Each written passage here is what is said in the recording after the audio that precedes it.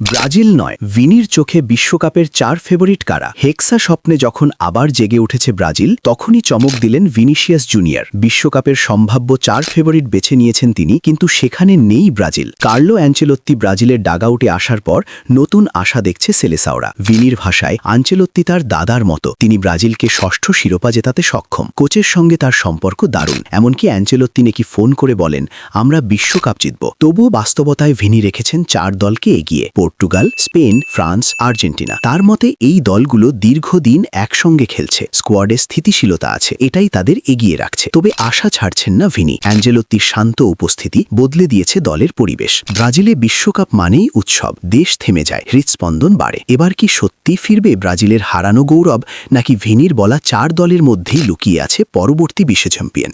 Football জগতের সব update সবার আগে পেতে এখনই সাবস্ক্রাইব করুন এবং বেল আইকন অন রাখুন। পাশে থাকার জন্য ধন্যবাদ।